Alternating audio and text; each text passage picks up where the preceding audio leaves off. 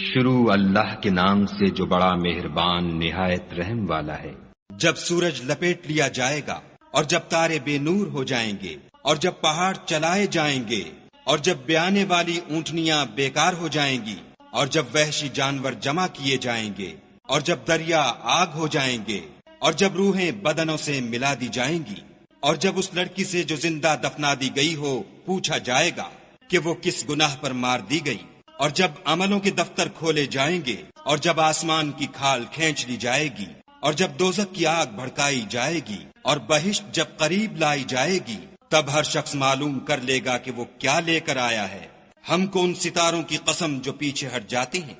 اور جو سیر کرتے اور غائب ہو جاتے ہیں، اور رات کی قسم جب ختم ہونے لگتی ہے اور صبح کی قسم جب نمودار ہوتی ہے، کہ بے شک یہ قرآن فرشتہ عالی مقام کی زبان کا پیغام ہے،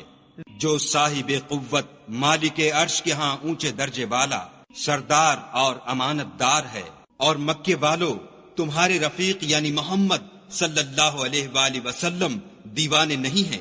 بے شک انہوں نے اس فرشتے کو آسمان کے کھلے یعنی شرقی کنارے پر دیکھا ہے، اور وہ پوشیدہ باتوں کے ظاہر کرنے میں بخیل نہیں، اور یہ شیطان مردود کا کلام نہیں۔ پھر تم کدھر جا رہے ہو؟ یہ تو جہان کے لوگوں کے لیے نصیحت ہے، یعنی اس کے لیے جو تم میں سے سیدھی چال چلنا چاہے، اور تم کچھ بھی نہیں چاہ سکتے